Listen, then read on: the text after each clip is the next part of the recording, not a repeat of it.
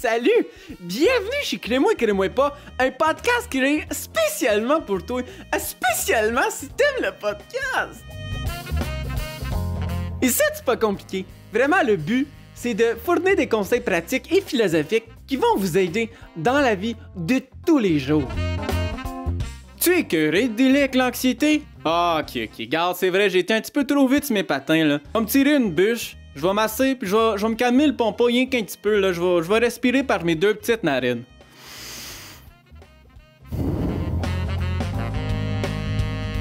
Êtes-vous souvent incertain? Jamais sûr de rien? Si vous vous retrouvez dans cette description-là, ben, je vous invite à rester avec nous. Il y a bien d'autres choses sur lesquelles on va parler, mais là, avant tout, je vous présente Charles et Michel. Bonjour Québécois, Québécoises, bienvenue à la première épisode de Crée-moi, Crée-moi pas. Ici Michel Gaudet. Et moi, je m'appelle Charles Porter. Et j'ai un petit problème, Michel.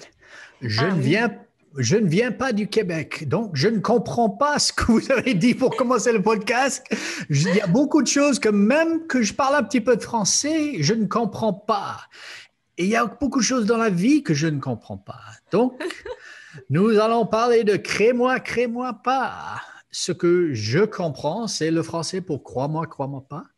Exactement. Mais chaque semaine, vous allez me tromper un petit peu. Qu'est-ce qu'on va faire dans ce podcast? Alors, chaque semaine, on veut initier Charles au québécois. Alors, à chaque semaine, il va apprendre une nouvelle expression québécoise. Québécois. Donc, il y a une langue québécoise. Qui se met une langue. OK, voilà. OK, so, dans le contexte de ce podcast, pour tous ceux qui écoutent, cette saison, nous allons parler de quelque chose qui s'appelle l'anxiété. Et chaque expression, nous allons essayer de la connecter à une page dans le livre de l'anxiété, si vous voulez dire. Donc, quelle est l'expression que... Et chaque semaine, c'est Joey, la voix de Crée-moi, crée-moi pas, qui va dire l'expression. Et puis, moi, je vais essayer de la lire et puis on va en parler. Michel va me l'expliquer. Donc, Joey, vas-y. Qu'est-ce que c'est l'expression? Merci Charles, merci Michel. L'expression de cette semaine, c'est « Hey, que je suis bot ». OK. Aïe, que je suis botté. C'est ça? Apparemment non, parce que tu ris. Non, c'était une bonne tentative. Pour une première épisode, on va le pardonner, c'est correct. C'est « Hey, que je suis bot ». Hey, que je suis bot. Tu essuies des bottes. Hey, que je suis bot. Hey, que je suis bot. C'est ça? Hey, que je suis bot? Ouais, « Hey, que je suis bot ». Hey, que je suis bot. Et qu'est-ce que ça veut dire, Michel, hey, que je suis bot? Alors, hey, que je suis bot, c'est en fait une expression qui vient du Lac-Saint-Jean d'où je viens et ça veut dire que hey, que je suis bon. Alors, quand tu réussis quelque chose ou tu es fier de toi, tu dis hey, que je suis bot. Hey, que je suis bot. Je suis pas bot ma tentative de lire hey, que je suis bot. Donc, hey, que je suis bot. Donc, si je suis fier de moi, ça veut dire aussi que je vais bien. Ouais, tout va bien, je suis cool ou c'est plus que je suis fier de moi? Ouais. Ben en fait, c'est un peu je suis fier de moi puis je suis cool comme je suis, tu sais, c'est je l'ai l'affaire, tu sais. OK. Mm-hmm. OK. Et pourquoi est-ce que tu as choisi cette expression pour cette première épisode de Crée-moi, crée-moi pas? Ouais, alors, cette expression-là, pour le lier un peu à l'anxiété, c'est, on veut dire à la fin de toute cette série-là, hey, que je suis bot, vraiment qu'on apprend sur c'est quoi l'anxiété, comment dealer avec, puis comment surmonter ça. Et à la fin, on pourrait être fiers de nous-mêmes puis dire, hey, que je suis bot, j'ai passé au travers. Oui, je pense que c'est choisir quelque chose pour aider les gens. C'est notre but ayant ces conversations. Et quand nous avons regardé, c'est le COVID. Et puis, il y a tellement de choses. On va parler du racisme, on va parler de l'anxiété généralisée, on va parler de très bons contenus pour, je pense, pas seulement pour jeunes, mais pour tout le monde. J'ai un ami, il est businessman. Sa compagnie fait 15 millions de dollars par an, mais il a beaucoup d'anxiété. Et qui sait ce qui va se passer demain? Ils vont fermer, ils vont retourner en rouge, ils vont ouvrir. Et je pense que l'anxiété est à un niveau incroyable. Et moi, je ne peux pas envoyer de l'argent à tout le monde comme les Américains ont fait. Mais peut-être qu'on pourrait parler de méthodes pour envisager un meilleur futur quand on a... on peut contrôler un petit peu notre anxiété. Oui, alors le but, dans le fond, du podcast, c'est de vous donner des trucs, un peu naviguer dans ce sujet qui fait un petit peu peur, parfois par le nom, mais on veut un peu comme ça, tu sais, en fait, de faire réaliser aux gens que c'est très typique, très commun, et on va parler de c'est quoi pour qu'on éclaircisse un petit peu. Je veux juste je tiens à vous dire qu'on n'est pas les experts, on n'étudie pas là-dedans, mais c'est quand même une passion qu'on a et on essaie de trouver des gens qui pourraient vraiment nous éclaircir là-dessus, des gens qui étudient dans le domaine ou qui travaillent dans le domaine. Alors, c'est pour ça que nous, on fait juste vous transmettre ce message-là, puis parler des sujets qui sont assez pertinents puis concrets, et même parler de notre vie, un peu comment l'anxiété joue dans notre vie et un peu des exercices qu'on est tenté de mettre, d'intégrer dans notre vie, l'impact que ça fait. Alors, le podcast, un peu par rapport à ça. En tout cas, cette série-là, c'est sur l'anxiété, mais c'est pas quelque chose qu'on devrait avoir peur. Non. Alors, Michel, je dois avouer, honnêtement, que je pense que c'est peut-être pas vrai, mais pour les hommes, c'est plus difficile d'avouer qu'on a de l'anxiété que pour les femmes, en général. Peut-être pas, mais un homme, c'est fort. Et un Québécois, l'image, c'est quelqu'un qui travaille dans la forêt, qui coupe des sapins en coups. Et je porte, si vous regardez ça sur Facebook, vous voyez que j'ai la bonne chemise rouge et noire aujourd'hui. Mais la réalité, c'est que l'anxiété a atteint les hommes comme les femmes. Ouais. Moi, je suis assez relax. Je te donne un exemple. J'ai vécu en Afrique pour 13 ans dans 2 pays au milieu d'une guerre civile. Et c'était assez intense. Et un jour, je me trouvais devant la police, ils m'interrogeaient et je blaguais avec eux. Je me moquais d'eux un petit peu. On avait une bonne conversation, m'ont laissé aller. Et mes amis sud-africains m'ont dit « Comment est-ce que tu as fait ça? J'avais tellement peur. » J'ai dit « Je suis assez relax. » Mais un jour, j'étais dans les montagnes du Rwanda. On est en train de chercher les gorilles. Les gorilles dorés, les gorilles à dos d'argent. Je ne sais pas, un silverback gorilla, on dit en anglais. Et ils sont énormes, 300 kilos le plus grand. On les a trouvés. L'un d'entre eux n'était pas content de notre présence. Il m'a chargé. À ce moment-là, j'avais peur. Et il y a une différence, je pense, entre la peur et l'anxiété. Et il faut clarifier un petit peu, on va clarifier ça. 2-3 ans plus tard, j'étais en train d'enseigner à l'université et quelqu'un a commencé à expliquer l'anxiété. Et je me suis dit, ça, je ne comprends pas. Et tout d'un coup, je ne sais pas si c'est parce que j'ai un fils qui est handicapé et on ne sait pas l'avenir. Je ne sais pas si c'était parce que j'avais peur de perdre mon travail en ce moment-là. Je ne savais pas d'où allait venir mon argent pour payer mon loyer. Mais pour 3 jours, j'étais complètement bouleversé par une crainte. Mais ce n'était pas une crainte, c'était une anxiété incroyable. Et tout d'un coup, j'ai compris, il y a quelque chose de réel avec cette chose d'anxiété. Oui. Oui. Mais pour vrai, je pense que c'est quelque chose que beaucoup de gens combattent. Et on va écouter notre étudiante en psychoéducation qui va expliquer la différence entre le stress et l'anxiété. Et là, elle va parler d'une histoire d'ours, dans le fond. Alors, on va l'écouter un petit peu pour connaître la différence. Et vraiment, après, vous pourrez commencer à penser, est-ce que ça vous concerne ou non? Est-ce que ça vous arrive ou non? Et je ne suis pas mal sûre que parfois, ça nous arrive. Alors, on va écouter Anne ici. La différence entre l'anxiété et le stress, dans le fond, le stress, c'est, si je fais l'analogie avec, mettons, un ours, le stress, c'est quand l'ours est devant toi, puis là, ton corps a une réaction physique pour faire face à l'ours. Fait que dans le fond, ça peut être de fuir, de combattre ou de figer. Puis l'anxiété, dans le fond, l'ours est dans ta tête. Fait qu'il n'est pas là vraiment, mais pour ton corps, c'est la même chose. Pour ton cerveau, le danger, il est là quand même, puis il l'interprète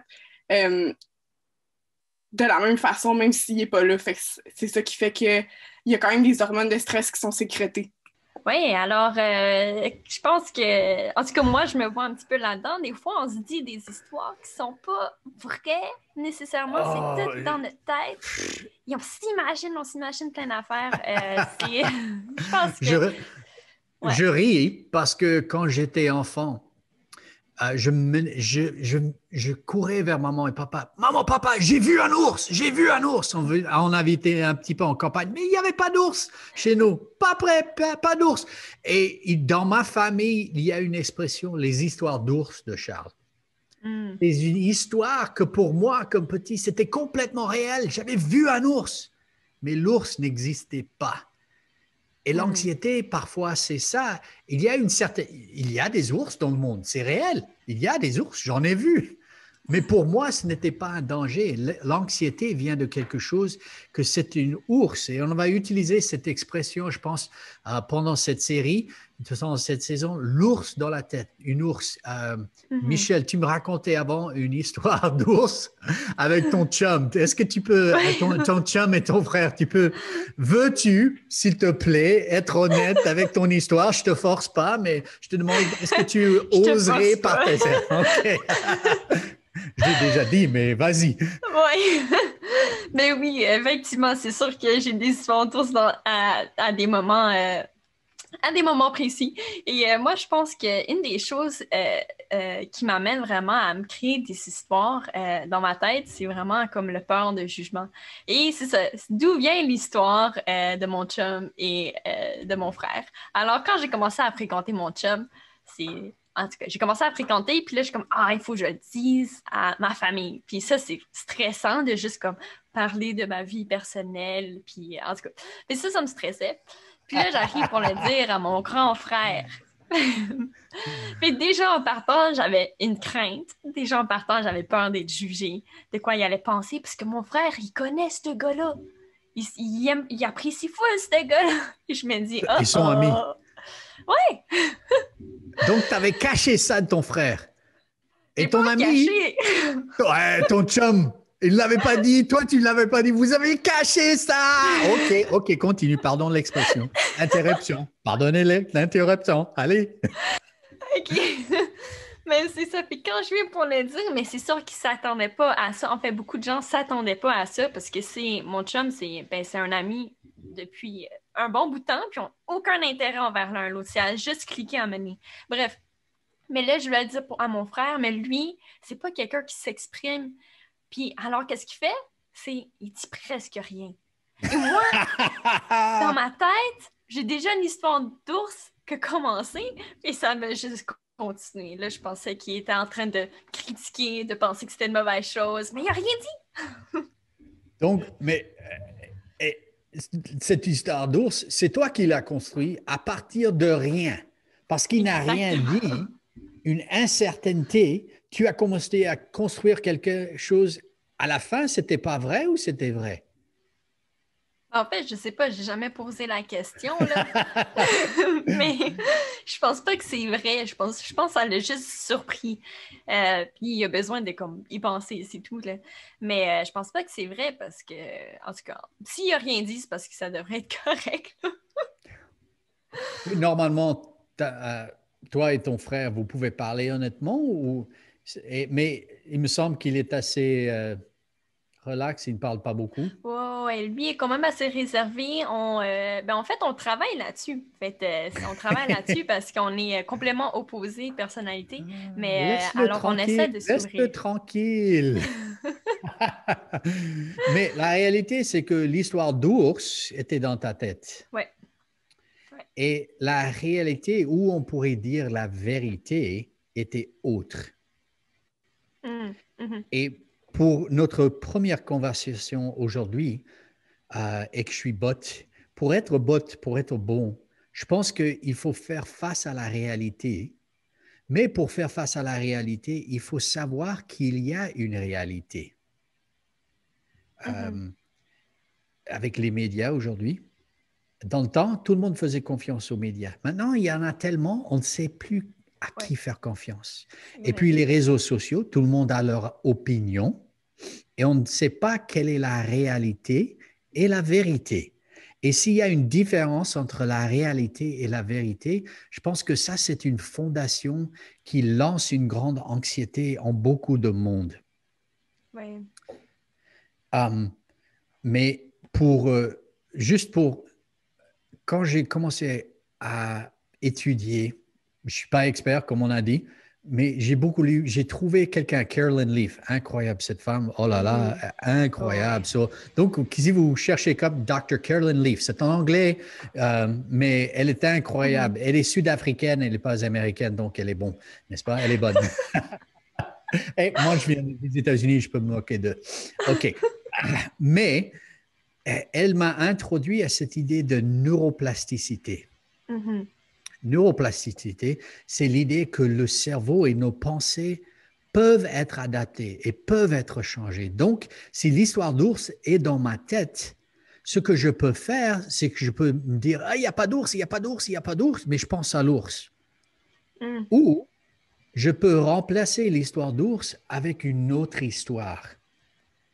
Et ce que j'ai trouvé dans les écritures des anciens, l'anxiété, ce n'est pas quelque chose de nouveau.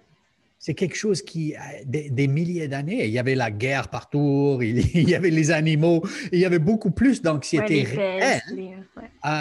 Tout ça, les pandémies. Oh là là, une pandémie qui arrive.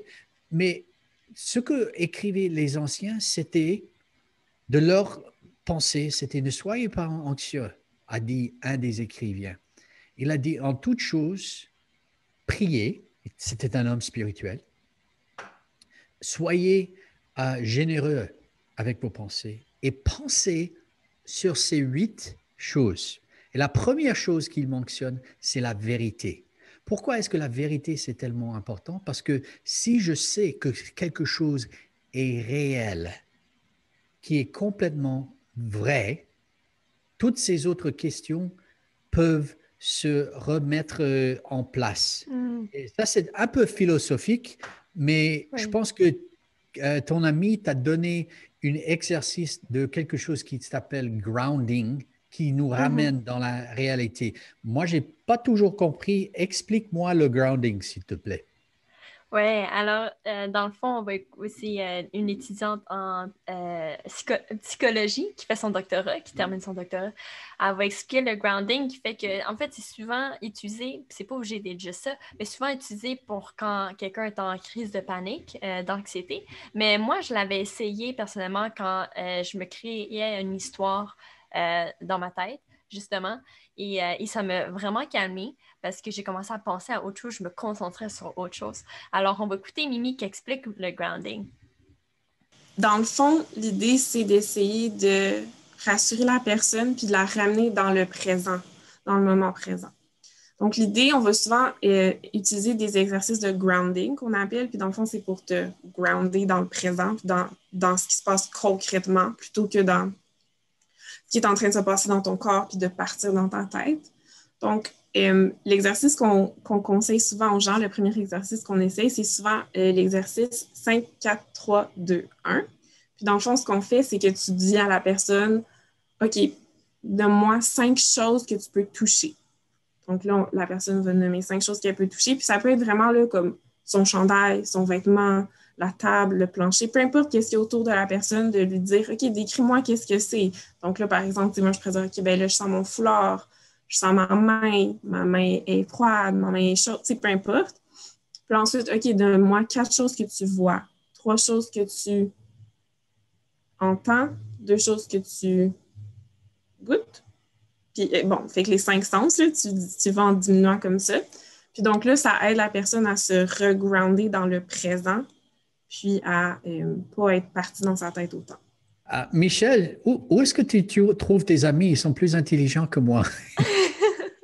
Ils sont super. Cette idée de grounding, de se remettre sur la réalité ou la vérité, je pense que la philosophie nous empêche, surtout dans l'éducation. Oh, qu'est-ce qui est la réalité? Oh, si quelqu'un me gifle, c'est vrai, il m'a giflé. Ou elle m'a giflé. Et je vais avoir une réaction. Donc, je pense que parfois, surtout quand on vit dans des mondes électroniques, on regarde la télé, c'est pas vrai, on regarde les réseaux sociaux. Dis-moi, quand tu prends une photo sur Instagram ou TikTok, et crée-moi pas, nous sommes sur Instagram, TikTok, tout ça, vous pouvez nous trouver. Avoue, tu as pris plus qu'une photo? Oui. C'est le... Moi, écoute, je faisais les photos pour justement pour que Jeremiah qui prenait nos photos pour en tout cas pour les réseaux sociaux. Je pense que j'ai passé 1 heure là, différents plans, différents Une angles. heure? Une heure? Sûrement, mais il y avait en jasant aussi, là, mais je veux dire, en tout cas, on a pris du temps. Là. Mais la photo, c'est toi. Mais la vérité, c'est que c'est toi, mais c'est toi à un moment. C'est pas Ouais. toi dans toute l'heure que tu as passé à te mettre exactement et mettre tes cheveux. Moi, j'ai pas de cheveux. Donc, je suis à moitié. C'est plus facile. Je me lève le matin et on fait on fait comme ça, la boule est prête. Mais retournons à la conversation. Mes amis, après 20 ans, 25 ans de travail avec professionnels comme consultant, comme coach que je fais, j'ai trouvé que ceux qui se remettent dans la réalité, ils veulent toujours, les gens qui veulent toujours des questions mais qui ne veulent pas de réponse, c'est eux qui ont de l'anxiété tout le temps. Parce que si on se demande mais pourquoi, ou on continue toujours avec des questions, il y a une anxiété qui se mène dans notre vie, mais c'est très important de se rapporter qu'est-ce qui est vrai. Pour moi, qu'est-ce qui est vrai? J'aime ma famille. J'ai 3 enfants. Je les adore. Qu'est-ce qui est réel? Vrai pour moi? Maman même. OK? Mais il y a des gens que pour eux, ce n'est pas leur réalité, ce n'est pas leur vérité.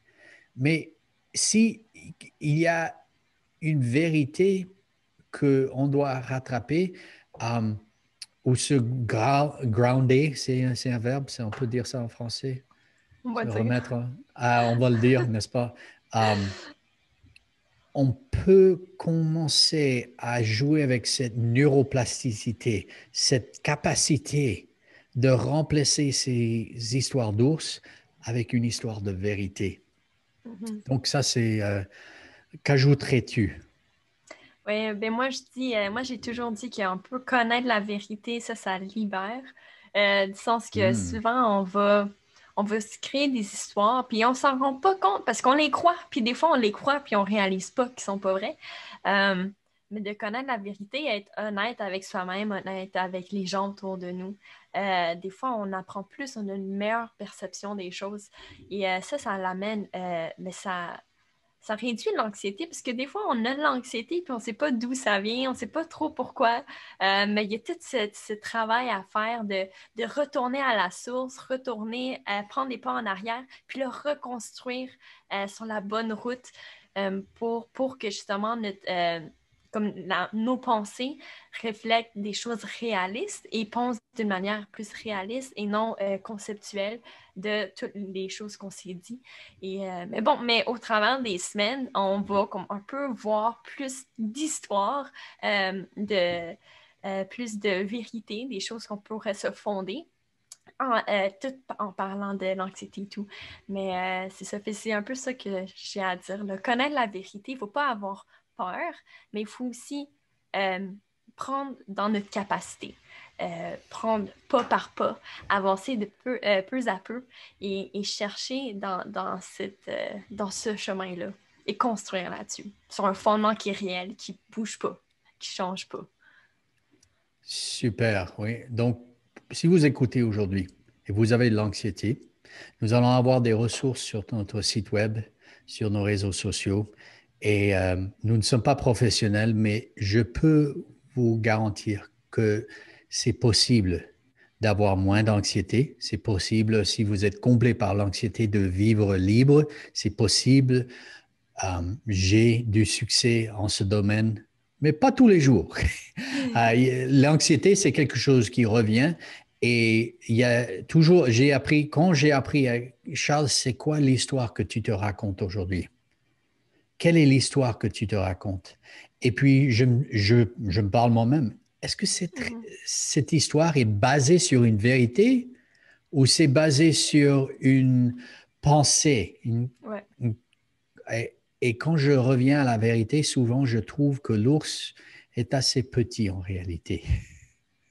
Donc, Michel, si quelqu'un veut nous contacter après cet épisode pour nous envoyer des questions, il y a les réseaux sociaux, mais comment est-ce que nos amis peuvent nous contacter?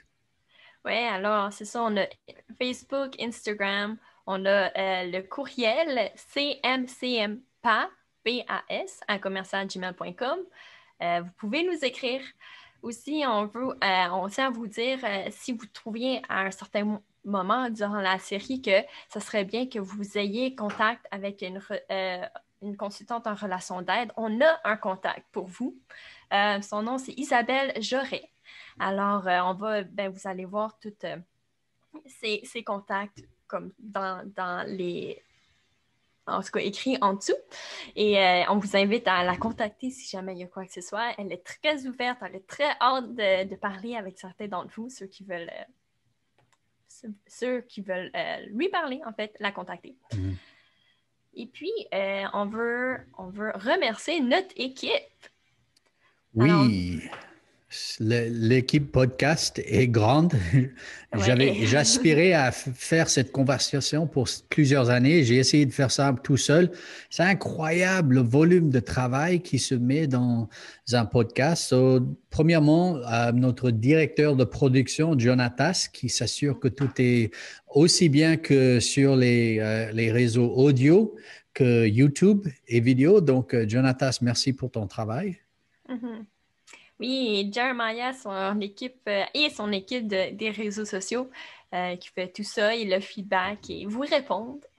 Et partagez, s'il vous plaît, si vous aimez ces épisodes, partagez, Jeremiah se sentira bien. Richmond, qui a une équipe assez incroyable et leurs pensées sont plus philosophiques, ils nous entourent de bonnes pensées et de prières. Mm-hmm. Oui, et il y a Joey qui fait la voix des Crime-oui, crime-oui pas. C'est une belle voix québécoise, puis on a besoin de sa voix, on aime bien ça.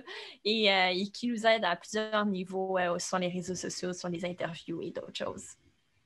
Donc, à la semaine prochaine, où je vais essayer de dire une autre phrase. Vous allez la voir une semaine avant moi parce qu'on va l'ajouter ici à la fin. Donc, Michel, merci. Et à la semaine prochaine. À la semaine prochaine. Hey! Ben ouais, t'es encore moi. Fait que là, on a vu aujourd'hui que Charles, pas pantoute des Québécois. Écoute, il a oublié là. L'expression québécoise qu'on a vue pour aujourd'hui, c'était « Hey, que je suis bas ». Maintenant, la prochaine épisode, on va en voir une différente. Ça va être « Swing la bacaisse dans le fond de la boîte à bois ». À la prochaine!